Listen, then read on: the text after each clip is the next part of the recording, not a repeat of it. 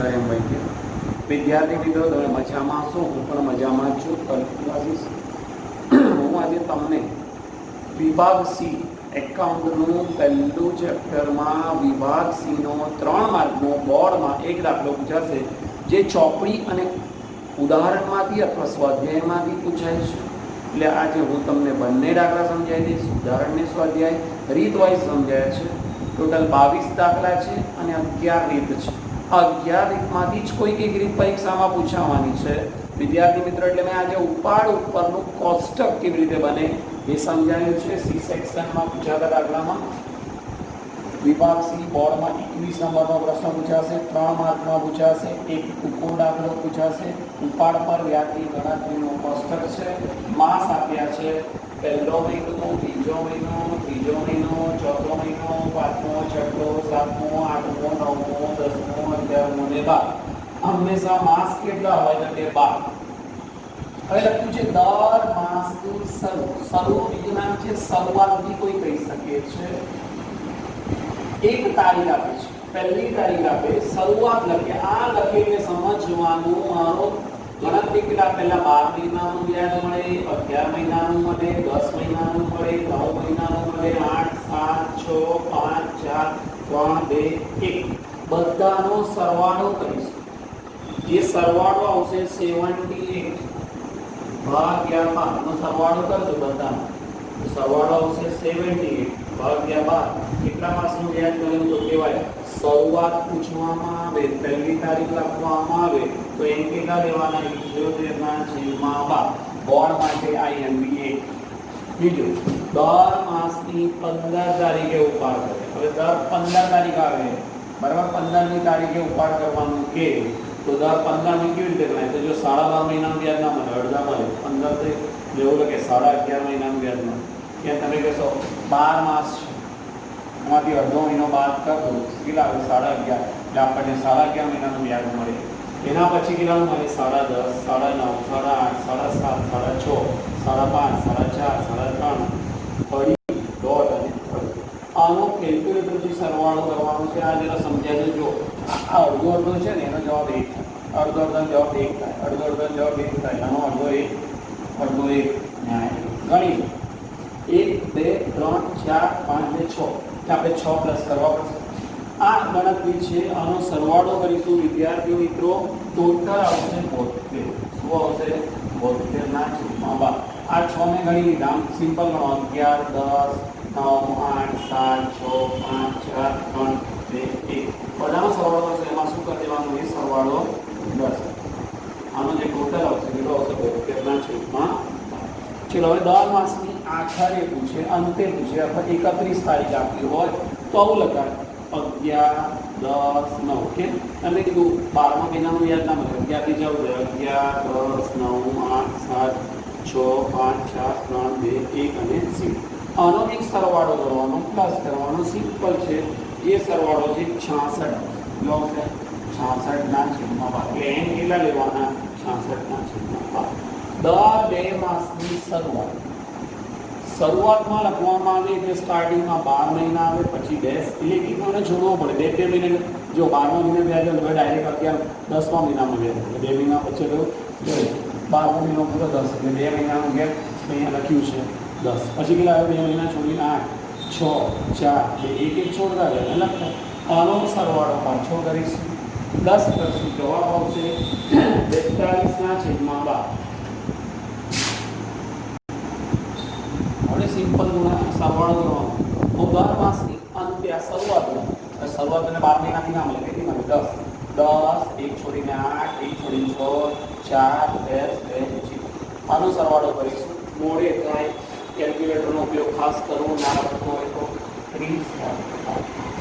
હવે નેક્સ્ટ દર 3 મહિને વિચારો. 12 મહિના આવ્યા, પછી બીજા 9 મહિને, પછી 6 મહિને, પછી 3 મહિને.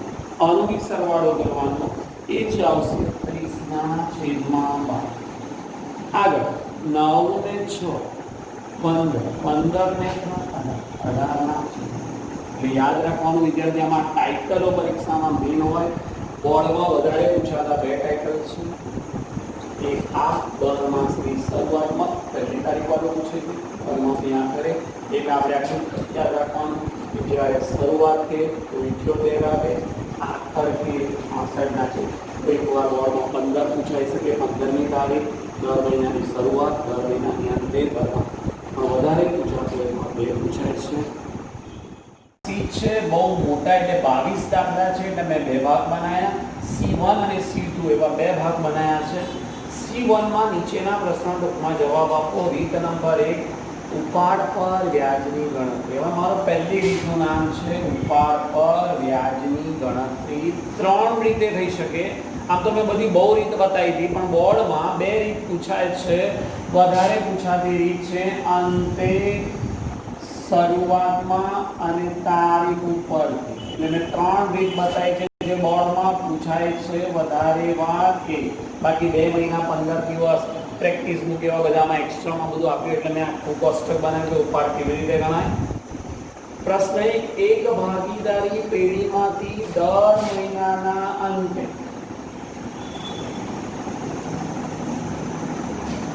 એક સરખી રકમનો ઉપાડ કરે છે. આ મેઇન ઇમ્પોર્ટન્ટ. દર મહિનાને અંતે, વર્ષને અંતે કુલ વાર્ષિક ઉપાડ 12,000 છે. આ વાર્ષિક એટલે 12 માસનો ઉપાડ છે. જો ઉપાડ પર વાર્ષિક 12% લેખે વ્યાજ વસૂલ કરવાનો હોય તો વર્ષે અંતમાં ઉપાડ ઉપર વ્યાજ ગણો. અંતમાં ઉપાડ પર વ્યાજ. અંત એટલે 31 તારીખ બી થઈ શકાય. વાર્ષિક ઉપાડ લખ્યો છે 12,000. આપણને લખીને આવ્યો લખ્યું વાર્ષિક ઉપાડ. મને કહે વાર્ષિક એટલે 12 મહિના અને માસિક એટલે 1 માસ. પણ 1 મહિનાનું કરો એટલે 12 વડે ભાગી નાખો. એટલે લખ્યું છે 12,000 ભાગ્યા 12 ઉડાઈ દીધા એટલે 1,000 રૂપિયા આયા. એને માસિક ઉપાડ કહેવાય, મહિનાનો ઉપાડ કહેવાય. દર માસને અંતે પૂછ્યું છે. અંતે માટે કઈ તારીખ? 31 તારીખ અંતે ઉપાડ કહેવાય. અંત એટલે 12મો મહિનો ના ગણાય. 11 મહિનાનું વ્યાજ મળે, 10મું, 9 મહિનાનું, 8 મહિનાનું, 7 મહિનાનું, 6 મહિના, 5 મહિના, 4 મહિના, 3 મહિના, 2 મહિના, 1 અને સરવાળો કર્યો 66. મને થશે કે 12 કેમ લખ્યા? સરવાળો તો 66 જ થયો. તમે કીધું આ માસ લખ્યું છે ને, દર માસ, માસ એટલે 12. આનો જવાબ આવે n બરાબર કેટલા લેવાના? 66 ના છેદમાં. મને કહે છે p એટલે શું? તો કે મુદ્દલ. મુદ્દલ ઇંગ્લિશમાં શું કહેવાય? પ્રિન્સિપલ. જો અહીંયા લખ્યું છે સ્પેલિંગ સાથે. p એટલે પ્રિન્સિપલ મુદ્દલ, r એટલે રેટ ઓફ ઇન્ટરેસ્ટ વ્યાજનો દર, n એટલે શું? નંબર ઓફ યર્સ મુદ્દલ, i એટલે શું? ઇન્ટરેસ્ટ. જો પહેલો અક્ષર લઈ લીધો, p એટલે પ્રિન્સિપલ, r એટલે રેટ ઓફ ઇન્ટરેસ્ટ, n એટલે નંબર ઓફ યર, i એટલે ઇન્ટરેસ્ટ. આપણે એવું લખ્યું છે. અહીંયા લખ્યું i બરાબર PRN છેદમાં 100. સૂત્ર મૂક્યું છે. હું સેમ અહીંયા એ જ કર્યું છે. મુદ્દલ એટલે p 1000 રૂપિયા. કઈથી લાયા 1000? અને p કહેવાય મુદ્દલ એટલે p. આર કેટલા છે? તો જો આલો વાર્ષિક ટકા લખીને એને આર કહેવાય. 12% લખીને 12%. એન મુદત કહેવાય. આમાં છે જ નહીં. મેં કીધું અંત લખ્યું, આખી રીત ગણી. એન 66 ના છેદમાં 12, આઈ બરાબર 100. હવે આ સૂત્રમાં કિંમત સૂત્ર છે આઈ બરાબર PRN છેદમાં 100. પહેલા ભણી ગયા સાદા વ્યાજનું સૂત્ર કહેવાય આઈ બરાબર PRN છેદમાં 100. તમારો p કેટલો છે? વાંચો મજા. આર કેટલો છે? તો કે 12. n કેટલો છે? તો કે 66 છેદમાં n એટલે 12 ગુણ્યા 100 ના 100 અને ઉડાઈ દેવાનું. ચલો ઉડાવું છે જરા જોલો. 2 લીંડા 2 લીંડા ઉડાઈ દો. 12 વાર ઉડાઈ દો. શું રહ્યું? એટલે આ બેનો ગુણાકાર 660 રૂપિયા રહ્યો. આપણે જવાબમાં લખીશું ઉપાડ કુલ ઉપાડ પર વ્યાજ 660 રૂપિયા મળે. પહેલી રીત પૂરી. અંત પૂછે તો આ રીતે ગણ. સેકન્ડ ઉદાહરણ નંબર 1, પ્રશ્ન નંબર 2, ઉદાહરણ ચોપડીનું ઉદાહરણ નંબર 1 છે. હિરલ દર મહિનાની શરૂઆત લખ્યું એટલે કઈ તારીખ કહેવાય? પહેલી તારીખ. 500 રૂપિયાનો ઉપાડ કરે છે. આવી ગયું. આમાં એવું નહીં લાગ્યું વાર્ષિક શબ્દ લખ્યો નથી. ડાયરેક્ટ ઉપાડ એટલે આ પીચ કહેવાય. ઉપાડ પર વાર્ષિક 10% લેખે વ્યાજ વસૂલ કરવાનું છે. કુલ વાર્ષિક ઉપાડ શોધો. પહેલો પ્રશ્ન આ છે. બીજું લખ્યું છે ઉપાડ પર વ્યાજ શોધો. 2 પ્રશ્ન પૂછ્યા છે. પહેલો પ્રશ્ન લખ્યું છે કુલ વાર્ષિક ઉપાડ કેટલો? બોલો મહિને કેટલા રૂપિયા ઉપાડતા હતા? 500. વાર્ષિક એટલે કેટલા? 12 મહિનાના કેટલા? એટલે 12 વડે ગુણી નાખ્યા. 12 × 5 = 6000 રૂપિયા વર્ષે તમે ઉપાડો. દર મહિને 500 ઉપાડો. 12 મહિના લગી 6000 રૂપિયા ઉપાડી શકો. ચલો એને શરૂઆત લખી છે. શરૂઆત એટલે અહીંયા લખી દેજો. ટાઇટલમાં વાંચી લેજો. મેં લખ્યું શરૂઆત. કોઈ શરૂઆત લખે, શરૂ લખે, કોઈ વાર પહેલી તારીખ લખે બોર્ડમાં, બોલો શરૂ એટલે 12 મહિનાથી ચાલુ થયું. 12 મહિનાનું વ્યાજ મળે, 11 મહિનાનું, 10 મહિનાનું, 9 મહિનાનું, 8 મહિનાનું, 7 મહિનાનું, 6 મહિનાનું, 5 મહિનાનું, 4 મહિનાનું, 3 મહિનાનું, 2 મહિનાનું નહીં, બધાનું સરવાળો કરે. જવાબ આવી 78. મેં કીધું હંમેશા ક્યારે ગણાય? માસિક ગણાય છે, એટલા માટે માસ માટે 12 લખાય એટલે એમ બરાબર સરવાળો. મને કહેશો પી કેટલા કહેવાય? વાંચો. પી એટલે કેટલા? 500. આર એટલે કેટલા? એન એટલે કેટલા? અહીંયા લખ્યું પી એટલે પ્રિન્સિપલ મુદ્દલ 500, આર એટલે રેટ ઓફ ઇન્ટરેસ્ટ 10, એન એટલે નંબર ઓફ યર કેટલા? 78 ના છેદમાં 12. આઈ એટલે શું? ઇન્ટરેસ્ટ વ્યાજ. આઈનું સૂત્ર છે પી આર એન છેદમાં 100. ચલો પી કેટલા હતા? 5. બરાબર ધ્યાનથી જોજો. આર કેટલા? તો કે 10%. એન કેટલા? તો કે છેદમાં 12. જો હવે સમજાય તો થોડું આ સૂત્ર ના યાદ રહે તો જો 500 લખે, આ 10% લખે ને એનો જવાબ ટકાનો શું થાય? 100. એટલે 10 ભાગ્યા 100, 78 ના છેદમાં 12. હવે એને ઉડાવવાનું. ચલો 2 મિનિટ ઉડાવી પહેલાં સિમ્પલ. હવે આ 12ને ભાગતા આવડવું જોઈએ વિદ્યાર્થી મિત્રો. તમને ભાગાકાર પાકવો આવડવો જરૂરી છે ને ધ્યાનથી જોતા રહેજો. બોલો અને મેં સિમ્પલ લોજિકલી ઉડાવીશ. આમ તો મોડે થાય પણ આપણે ગણતરીમાં એવું નથી લખતા. પહેલાં 2 મિનિટ ઉડાવી. ચલો હવે 12 છે ને અડધા કરીએ. 6 દુ 12 થાય. આના અડધા કેટલા થાય? તો કે 39. સારું. ચલો આને હજુ 3 વડે ભગાય એવું લાગે છે. આને 3 વડે ભાગે એટલે 2 રહ્યા. બરાબર ધ્યાનથી જોતા રહીને આને ઉડાવી દઈશું. 13 તારીખ 2 રહ્યા અને ઉડાવી દીધા. કમ્પ્લેટ આવડવું જોઈએ. મેં જે ગણતરી મારું છું ધ્યાનથી જોતા રહેજો. બરાબર છે? અહીંયા ધ્યાનથી જો. બોલો પાછું કેટલા થયા? 25 ગુણ્યા કેટલા કરવાના? 13. કેલ્ક્યુલેટરથી કરવાનું. 325 રૂપિયા. બરાબર છે? અહીંયા હું લખીશ ઉપાડ પર વ્યાજ. શું લખીશ? 325. આવડી ગયા? મારો છેલ્લો પ્રશ્ન એવું પૂછેલો હતો વિદ્યાર્થી મિત્રો, કુલ ઉપાડ કેટલા રૂપિયા હતો? તો વાંચો 6000. બીજો પ્રશ્ન પૂછેલો ઉપાડ પર વ્યાજ કેટલો? આપણે શોધીને લાયા 325 રૂપિયા. કમ્પ્લીટ આવડવું જોઈએ વિદ્યાર્થી મિત્રો.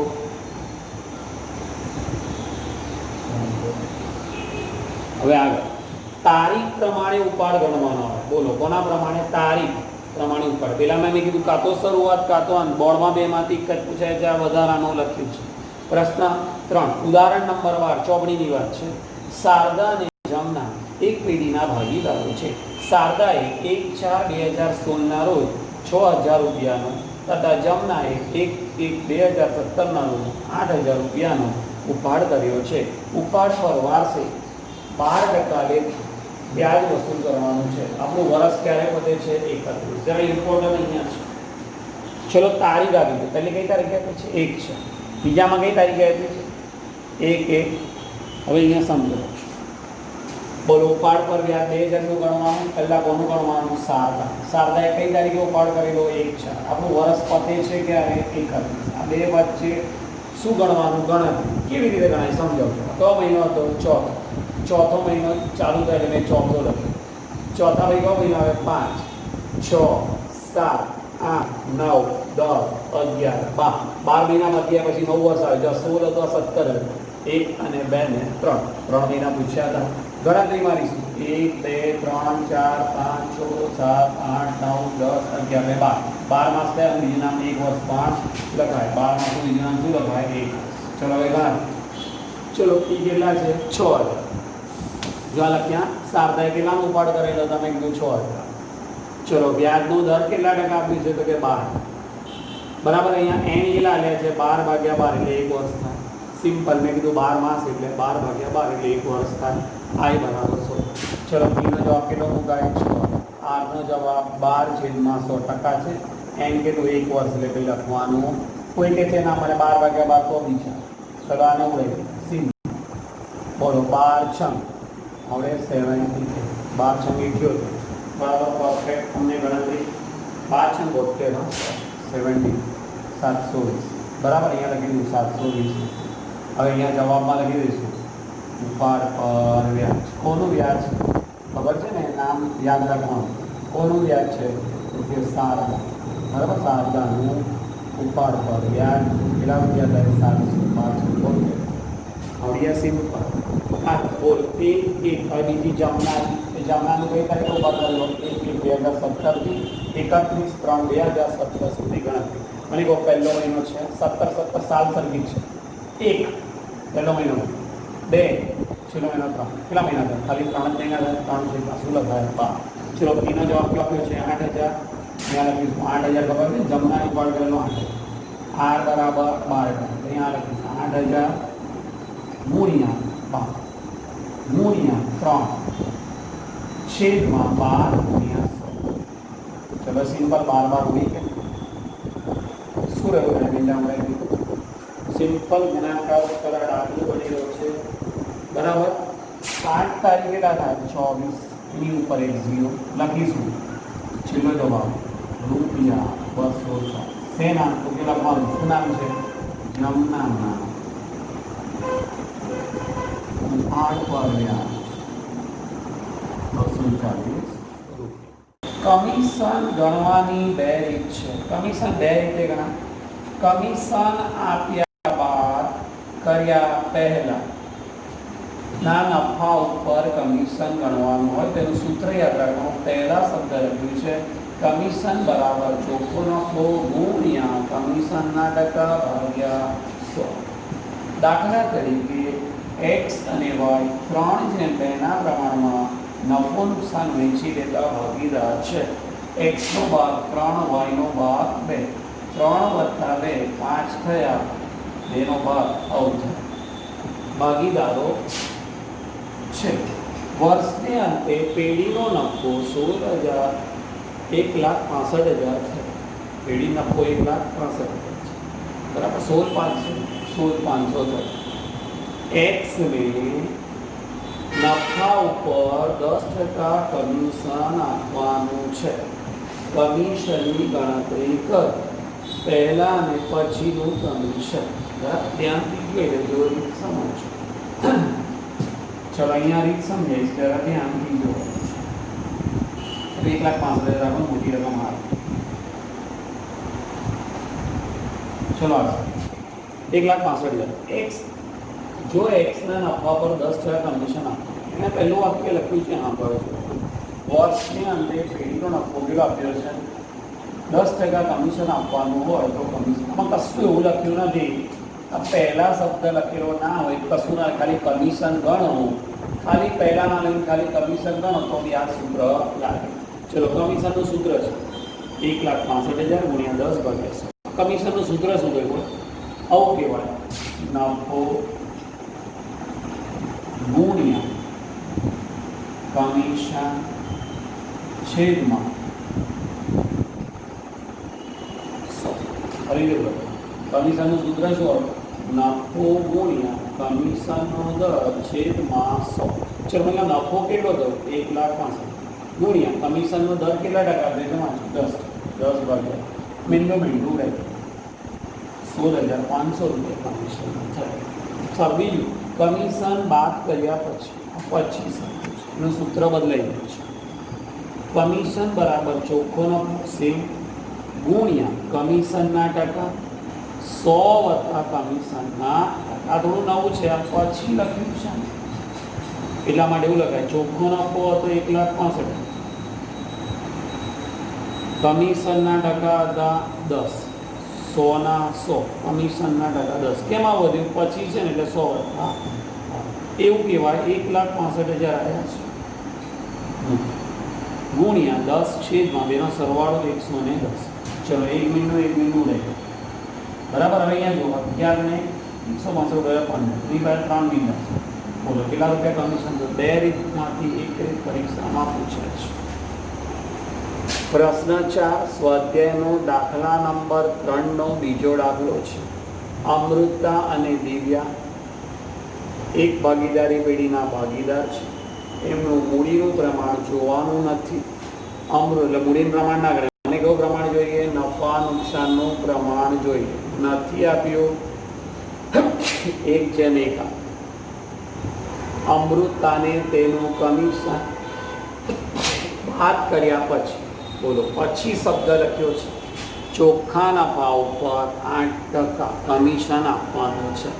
કહી દીધું ટકા આવી ગયા. પછી આવી ગયું જો વર્ષે અંતે પેઢીનો નફો કેટલા રૂપિયા આપ્યો છે 96,800 તો અમૃતાને કુલ કેટલા રૂપિયા મળે? તો જો એને બે વસ્તુ મળે, એક કમિશન બી મળે અને નફો બી મળે. ચલો પહેલાં અમૃતાના કમિશનનું સૂત્ર, નફો ગુણ્યા કમિશનના ટકા છેદમાં 100 વત્તા આ પછી શબ્દ લખ્યો છે માટે આ સૂત્ર વાપર્યું છે. ચલો તમારો નફો હતો 96,800 છે, બરાબર. આ કમિશનના ટકા હતા 100ના 100, કમિશનના ટકા બેનો સરવાળો કર્યો 108 વાગે અને ઉડાઈ, બરાબર.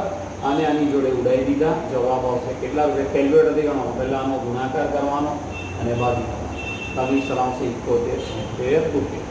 સર એમ લખ્યું છે કમિશન બાદ નફો, એટલે અર્થ કે કુલ નફો કેટલો થયેલો આપણો યાદ કરો. આ કુલ નફો હતો, એમાંથી તમારું કમિશન કેટલું હતું, બાદબાકી કરતા આવ્યો 8970 રૂપિયા.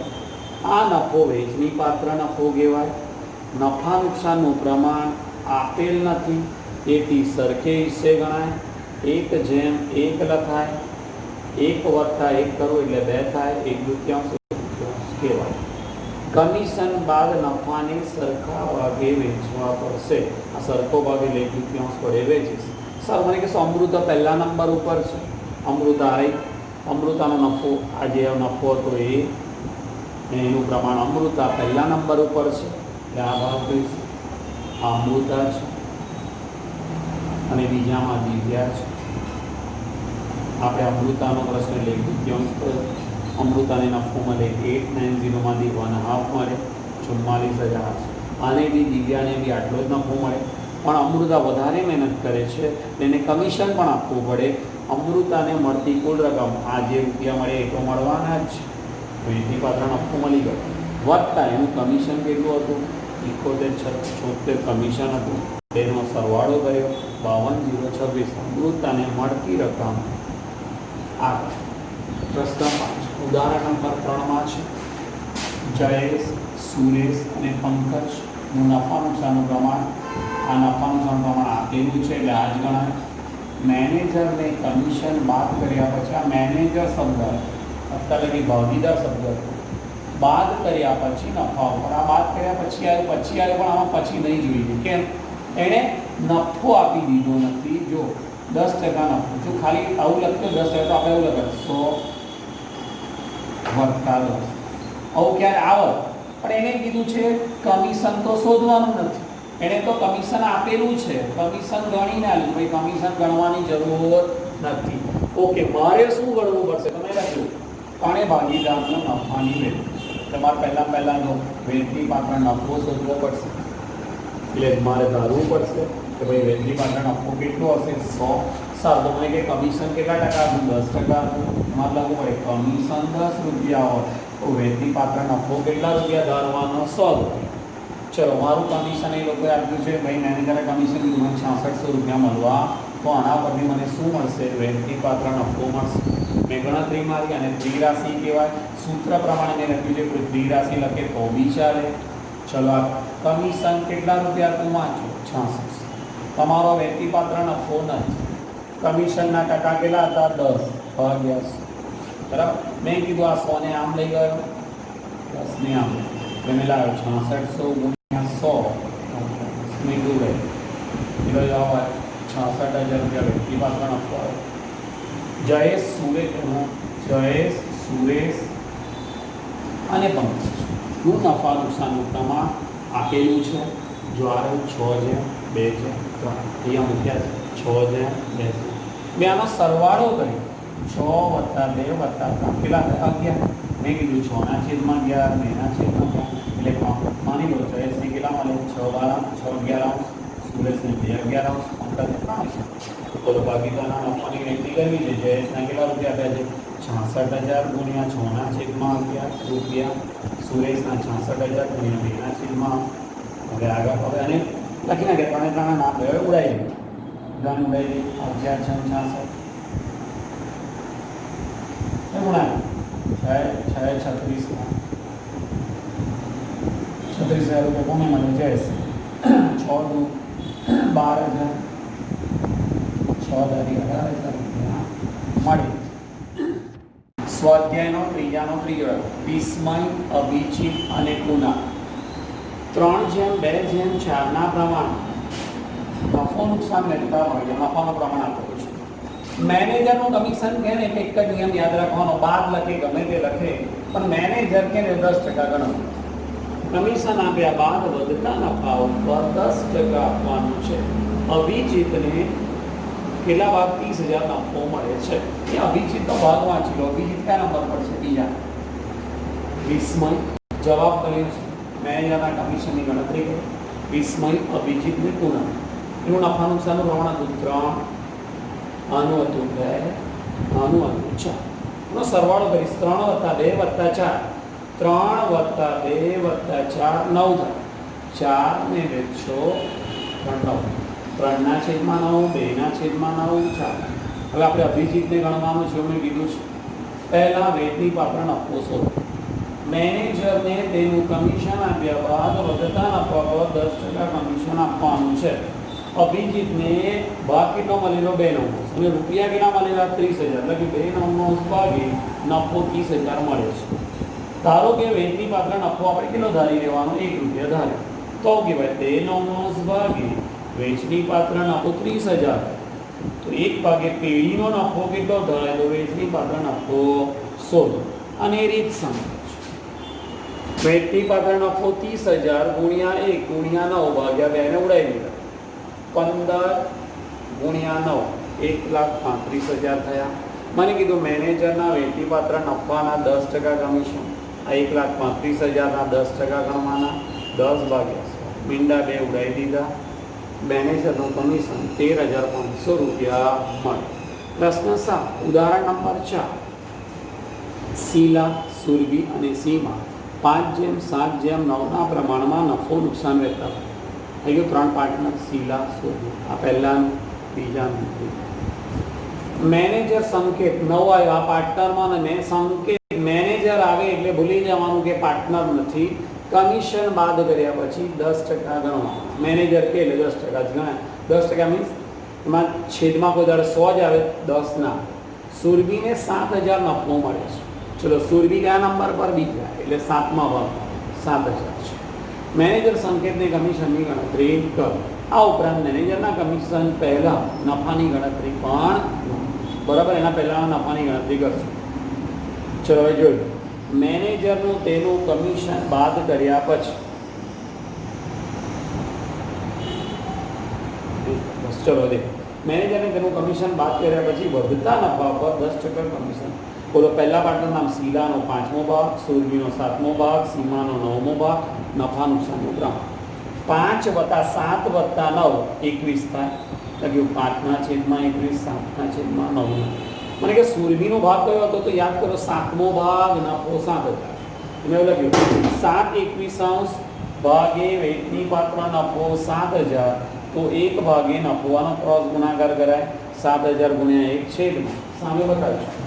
7,000 ગુણ્યા 1 21/7. 7 ઉડાવી દીધા ગયા 21,000 રૂપિયા આવે. પછી વેચની પાત્ર નફો 21. મેનેજર સંકેતને વેચની પાત્ર નફાના કેટલા ટકા કમિશન આપો? 10. ચલો વેચની પાત્ર નફો આપણે વધેલા 21,000. કમિશનના ટકા આપેલા છે કેટલા ટકા? 10%. 10%. 1 મિનિટ ઉડાવી દીધું. 2,100 રૂપિયા મેનેજરને કમિશન મળે. આ મેનેજરનું કમિશન છે. આ મેનેજર મને એવું કહે છે કે મેનેજરના કમિશન પહેલાનો નફો કેટલો હશે? એટલે આપણો પહેલો નફો કેટલો હતો? 21,000. બીજું એમાં કમિશન કેટલું હતું?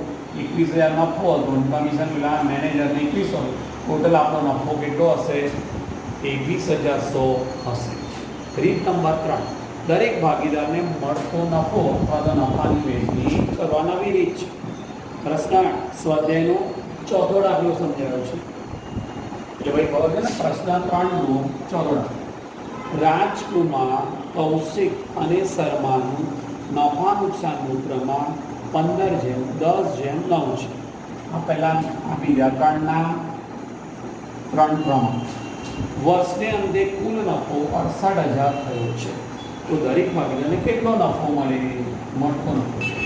ચલો નફા નુકસાનનું પ્રમાણ 3 પાર્ટનર. રાજકુમારનું 15, કૌશિકનું 10, શર્માનું 9. સરવાળો 15 + 10 + 9 કેટલો થાય? 34. 15/34, 10/34, 9/5. તમે કીધું પેઢીનો નફો કેટલો, તો લખ્યું કુલ નફો હશે. નફાની મેઘી રાજકુમાર પહેલું નામ, મળતો નફો. કૌશિકને મળતો નફો. શર્માને, ચલો રૂપિયા કેટલા? 68,000. પ્રમાણ 15/34, 10/34, 9. અને ઉડાવી દો. 34 ના ડબલ 68 થાય. બધાને ઉડાવી દો. 15 દો કેટલા? 30,000. ચલો આનો 30,000 ને આનો જવાબ જો કુમારને કેટલા રૂપિયા, રાજકુમારને કેટલા રૂપિયા મળે? 30,000. કૌશિકને 20,000 નફામાંથી મળે. શર્માને 18,000 રૂપિયા નફામાંથી મળે. મિત્રો પ્રશ્ન 9 ઉદાહરણ નંબર 5 એમાં છે પ્રમાણ શોધી નફાની વહેંચણી કરો. રિયા, દિલીપ અને કીર્તન એક ભાગીદારી પેઢીના ભાગીદારો છે. કીર્તનને દિલીપના હિસ્સાનો 5મો હતો. રિયાને કીર્તનના હિસ્સાનો 9મો. આ નામ છે જરા જોઈ લેજો. કીર્તનને દિલીપના હિસ્સાનો 5મો ભાગ. રિયા છે એને કીર્તનના હિસ્સાનો 9મો ભાગ. જો વર્ષાંતે પેઢીનો નફો 1,92,000 થયો હોય તો દરેક ભાગીદારમાં નફાની ગણતરી દિમાગવાળી વાત છે. લખ્યું છે ભાગીદારી પેઢીના ભાગ. કીર્તનને મેં પહેલું આ વાક્ય લખ્યું જોયું, અહીંથી ચાલુ કર્યું. કીર્તનને 5. કીર્તનને દિલીપના હિસ્સાનો 5. હવે બીજું વાક્ય. રિયાને કીર્તનના હિસ્સાનો 9મો ભાગ. એ લખ્યું બીજું વાક્ય. રિયાને કીર્તનના હિસ્સાનો 9મો ભાગ. બે વાક્ય લખ્યા, દિમાગવાળી વાત છે. ચલો બંનેમાં શાંતિથી જુઓ. પહેલા વાક્યમાં દિલીપ અને કીર્તન દેખાય છે. બેમાંથી એકને ધારવા પડે. મેં લખ્યું ધારો કે દિલીપ, કારણ કે પાછળ આવે ને એને ધારવા. પાછળ આવ્યું ને એટલે એને ધારીએ. દિલીપને ધાર્યા છે કે દિલીપને રૂપિયા 1 નફો આપી તો આ બાકીના બધાનો મળી જાય. એટલે મેં દિલીપને 1 રૂપિયો લખ્યું. કીર્તનને દિલીપના હિસ્સાનો કોઈ બીજી રીતે બી ગણી શકે. 5 અને 2 લખ્યા એટલે 5 નું 10 થયા. આ કીર્તનની જગ્યાએ 1 ની જગ્યાએ 10 બી ધારીને દાખલો ગણી શકાય તો બી જવાબ આવે. મેં 1 થી ગણ્યું છે. કીર્તનને દિલીપના હિસ્સાનો 5મો જે લખ્યું છે ઉતાર દો. હવે કહું છું દિલીપના મેં કેટલા રૂપિયા ધાર્યા? 1 રૂપિયો. એનો કયો ભાગ કીધો? ભાગ એટલે ભાગાકારમાં લખા. બોલો ભાગ એટલે ભાગાકાર. 1/5 લખા. ભાગાકાર કીધું એટલે 5 ભાગમાં. આનો ગુણાકાર 1 1 1 પહેલો જવાબ કીર્તનનો. રિયાને કીર્તનનો મેં લખ્યું જોઈ લો. રિયાને કીર્તનના હિસ્સાનો 9મો ભાગ. રિયાને કીર્તનના હિસ્સાનો 9મો ભાગ. આ રિયા છે. કીર્તન લખ્યું છે. કીર્તનનો જવાબ આપણે હોધી ના 9 1/5 ગુણ્યા હિસ્સા 9મો ભાગ. 9મો એટલે 2 વડે ગુણવા.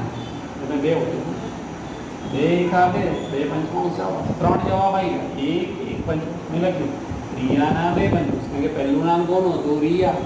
દિલીપ અને કીર્તન. રિયા, દિલીપ અને કીર્તન. ચલો રિયાનો કેટલો જવાબ આવ્યો? 2 દિલીપનો કેટલો આવ્યો? 1 એટલે 1 આવ્યો. દિલીપ આપણે લખ્યું 1. સારું, મને કહેશો કીર્તનનો કેટલો આવ્યો? 1 મેં કીધું બધાને 5 વડે ગુણી નાખે તો આને 5 વડે ગુણું છું. 5 5 ગુણી ગયેલા યાર. અને 5 વડે ગુણું છું. 5 1 5 અને 5 વડે ગુણું છું. 5 5 ગુણી ગયેલી. એક જવાબ આવ્યો. પ્રમાણ આવ્યું 2 જેમ 5 જેને અને કહેવાય નફાનું પ્રમાણ. નફા નુકસાનનું પ્રમાણ. કેટલું પ્રમાણ આવ્યું? 2 જેમ 5 જેને 2 વત્તા 5 કેટલા થાય? 7 7 ને કેટલા થાય? 8 ટોટલ લખ્યું. બોલો આના નીચે લખાય 2/8 5/8 1/8. નફાની વહેંચણી. રિયાને મળતો નફો, દિલીપને મળતો નફો, કીર્તનને નફો. બધાનો નફો આપેલો છે ચોપડીની રકમમાં 1,92,000. 1,92,000 મૂકી દીધા. હમણાં આપણે પ્રમાણ શોધ્યું. પહેલાનું 2/8, બીજાનું 5/8, ત્રીજાનું 1/8 અને ઉડાવી દીધા. જવાબ આવ્યો કેટલો? આ 24 વડે ઉડે છે. 24 દુ 48 અને 24 5 24 5 120. એવો ત્રણેયનો જવાબ આવી ગયો. પ્રશ્ન 10 સ્વાધ્યાયનો ત્રીજો દાખલાનો 5મો. મહેતાને પંડ્યા કરતા 4 मैं पहला લીટી દોરું છું અહીંથી ચાલુ થયું તો મેં પહેલું વાક્ય અહીંયા લખી દીધું જોઈ લો મહેતાને પંડ્યા કરતા 4 ગણો ભાગ ચલો બીજો નંબર કયો હતો લીટી થોડું છે ઇમ્પોર્ટન્ટ છે બાજપાઈને મેં જો લખ્યું બાજપાઈને મહેતાના હિસ્સાનો સર્વે આગળ પર્સન્ટ નફો આવે છે નફો કેટલો છે 70 ચલો ધારો કે ભાગીદાર પંડ્યા અને નફો હવે મને કીધું પહેલાં તો ધારો કે પંડ્યા કેમ લખે મેં તમને હમણાં સમજાવેલું થોડી વાર પહેલાં જે આના પછી નાને ધારો તે પંડ્યાને ધારે પંડ્યાને નફાનો 1 રૂપિયો આપ્યો મેં લખ્યું ચલો મહેતાના મહેતા પંડ્યાનો 1 4 ગણા એટલે 4 વડે ગુણો 4 એકા 4 બીજો જવાબ આવી ગયો પહેલો જવાબ 1 બીજો જવાબ બાજપાઈને બાજપાઈ લખ્યું મહેતા કેટલા લખ્યા છે 4 હિસ્સાનો અડધો ભાગ કીધો ને એટલે અને ઉડાવી દીધા 2 ત્રીજો જવાબ આવ્યો 1 જેમ 4 જેમ 2 હવે મને નામ લખવાના લાઈનમાં જઈએ પહેલાં મહેતા હતો મહેતા પંડ્યા એટલે બરાબર પહેલાં મહેતા પંડ્યાને બાદ મહેતાનું પ્રમાણ 4 પંડ્યાનું પ્રમાણ 1 જોઈ લો પંડ્યા 1 છે બરાબર મહેતા કેટલું છે 4 અને બાજપાઈના કેટલા આવ્યા સરવાળો 4 ને 5 5 ને 7 એટલે લખ્યું 4 7 1 7 અને નફાની વહેંચણી કરવાની મહેતાને મળતો નફો પંડ્યાને મળતો નફો બાજપાઈને મળતો ચલો નફો કેટલો હતો તો વાંચો 87,500 મૂકી દીધા એનો પહેલો કેટલો લખવાનો 4 7 1 7 4 7 1 7 ઉડાવી દીધા બરાબર આનો જવાબ આવશે અને ઉડાવીને જવાબ લખ્યા 50,000 કેલ્ક્યુલેટરથી ભાગવાનું દિમાગ વાપરવાનું નહીં બરાબર અને કેટલા વડે ભગાય છે 12,500 વડે ભગાય છે મારા તમને ઉડાવી દીધી 7 વડે 12,500 નીકળી 12,500 એના ગુણ્યા 2 થઈ ગયો પહેલાં 50,000 1 લાખ એટલે 12,500 રીત નંબર 4 ભૂલ સુધારણા તમારી કોઈ ભૂલ થઈ હોય એને સુધારવામાં આવે આનું નામ ભૂલ અને સુધારણા તમારી ભૂલને સુધારી લો એનું નામ ભૂલ સુધારણાનો નફા નુકસાનના પ્રમાણો પરથી શોધવાનું પ્રશ્નનો 11 સ્વાધ્યાયનું ત્રીજા દાખલાનો છઠ્ઠો દાખલો શીલા સુરભી અને સંકેતની ભાગીદારી પેઢીમાં નફો કેટલો તો 1 લાખ 3 પાર્ટનર શીલા સુરભી સંકેત 3 પાર્ટનર એનું પ્રમાણ નફો આટલો છે 3:2:3ના પ્રમાણમાં વેચવાને બદલે ભૂલથી કયું વેચાઈ તમારી ભૂલ તો એ ખોટું છે આ સાચું છે જો ખોટું હોય ને તો માઇનસ થાય સાચું હોય તો શું થાય પ્લસ વેચવામાં આવે છે ભૂલ સુધારણાની મૂડીની કઈ અસર થશે મૂડી કાઢે અસર આપવાની છે ચલો પહેલાં વિગત શીલા સુરભી સંકેત 3 પાર્ટનર લખી નાખ્યા ચલો મને કહેશો પહેલાં 1,35,000 દેખાય છે આ રહ્યા એનું પ્રમાણ 3:2:3 મેં લખી નાખ્યું કેમ મેં કીધું આ સાચું છે એવું મેં કહી દીધું છે સાચું છે વેચી 3:2:3માં વેચવાનું છે મેં કીધું 3 + 2 5 5 ને 3 8 થાય 3 8 અને આ રકમને 1,35,000 કેલ્ક્યુલેટરથી ગણવાનું ગુણ્યા 3 8 બાઉન્સ એટલે જવાબ આવશે 50,625 હવે બીજાનું ગણીશ 1,35,000 ગુણ્યા 2 8 બાઉન્સ કરીશ ગુણાકાર બરાબર તો જવાબ આવશે 33,750 એવું ત્રીજાની ગણતરી કરીશ 3 8 બાઉન્સ થઈ ગયો જવાબ 50,600 ને કેમ જો બંને સરખા છે 3 8 બાઉન્સ 3 8 બાઉન્સ સરખા છે બંને જવાબ પહેલાં છેલ્લાનું સરખું મને કહેશો આ સાચું છે એટલે પ્લસ કહેવાય 10 7 મને કહેશો બીજું વાક્ય લખ્યું ભૂલ એટલે ખોટું કહેવાય 1,35,000 રૂપિયા ભૂલ એટલે ખોટું કહેવાય માઇનસ થાય નફાની ખોટી વેચણી 2:1:3માં કરી 2 ને 3 3 ને 3 6 2 6 અને ગણી નાખ્યા છેલ્લા આવી જોડે થઈ ગયો વચ્ચે ગુણાકાર કરવાનો 1,35,000 ગુણ્યા 2 6 1,36,000 એટલે પહેલા જવાબ આવશે 45,000 બીજાનો 22,500 આ બાદ કરવાનું વિદ્યાર્થી મિત્રો માઇનસ આ વત્તા હતા ઓછા છે મોટી રકમ છે એમાંથી નાની રકમ કેલ્ક્યુલેટરમાં વત્તા દબાવવાનું માઇનસ દબાવવાનું ડાયરેક્ટ જવાબ આવે વત્તા સર બીજું વત્તા છે આ ઓછા છે બાદબાકી કરીને વત્તા છે આ વત્તા છે આ ઓછા છે પણ આ રકમ નાની છે આ મોટી છે એટલે માઇનસમાં જવાબ આવ્યો આ માઇનસનો જે જવાબ આવે આ બે પ્લસ તો એ જ થાય મને કહેશો પ્લસ એટલે જમા કહેવાય, પ્લસ એટલે જમા કહેવાય, માઇનસ એટલે ઉધાર કહેવાય. આમનો આના પરથી ઇઝીલી બને. જો આમનો બનાવી, શીલા જમા થાય, સુરભી જમા થાય, સંકેત ઉધાર થાય. પહેલા ઉધાર લખાય એટલે આપણે અહીં આમ નોંધ લખીશું. ભૂલ સુધારણા નોંધ એટલે આમ નોંધ જ કહેવાય. આ નોંધ એટલે આમ નોંધ લખવાની. આમ નોંધના ખાના આવડવા જોઈએ. 5 ખાના હોય: તારીખ, વિગત, ખાપા, ઉધાર, રૂપિયા, જમા, રૂપિયા. પહેલા મેં કીધેલું ઉધાર જ પહેલા લખાય. પહેલા શું લખાય? ઉધાર જ લખાય. સંકેતના મૂડી ખાતે ઉધાર એટલે લખ્યું. જો સંકેતના મૂડી ખાતે. આ મૂડી ખાતું બી હોઈ શકે, ચાલુ ખાતું બી હોઈ શકે, એટલે બંને લખ્યા છે. કોઈ મૂડી લખે તો બી ચાલે, ચાલુ લખે પણ આપણે પરીક્ષામાં બંને લખ્યા છે. બેમાંથી એક આવે એટલા માટે. સંકેતના મૂડી ઓબ્લિક ચાલુ ખાતે ઉધાર 16,875. સારું, હવે જમામાં પહેલાનું નામ શીલા છે એટલે પહેલા શીલા લખીએ છીએ. એ શીલાના મૂડી કે ચાલુ ખાત. આ જમા શબ્દ લખતા નથી, એની જગ્યાએ આપણે આગળ તે શબ્દ લખીએ છીએ. જમાની જગ્યાએ એક લખ્યો છે. બોલો, રૂપિયા આવશે 5,625. ચલો, ત્રીજો નંબર. સુરભીના મૂડી અથવા ચાલુ ખાતે જમા શબ્દ નથી લખાતો, એની જગ્યાએ આગળ તે લખાય છે. એ સુરભીના મૂડી ખાતે એટલે જમાના ખાના. બંનેનો સરવાળો કરો ને, આ બેનો સરવાળો આ જ થાય. બાજે લખવી જરૂરી છે. નફાની વહેંચણી ખોટા પ્રમાણમાં, આ ખોટું હતું થયેલ એની ભૂલ સુધારણાનો, જે ખોટું હતું એને સુધારીને લખ્યું માટે ભૂલ સુધરી ગઈ, માટે ભૂલ સુધારણા નોંધ કહેવાય. વિદ્યાર્થી મિત્રો, બોર્ડમાં સી સેક્શનમાં આવા દિમાગવાળા દાખલા આપેલા છે. મેં બધા જ ગણ્યા છે. મારો આખો સી સેક્શન જો પૂરો થઈ જાય, હમણાં C1 છે, C2 બી કમ્પલસરી જોવું. C1 C2 ભેગું કરશો ત્યારે આખું સી સેક્શન થશે. આમાંથી જ બોર્ડનો કોઈ દાખલો પૂછાશે, રકમ બદલશે, નામ બદલશે, પ્રમાણ બદલશે, બાકી બધું સેમ હશે. યુટ્યુબ ચેનલનો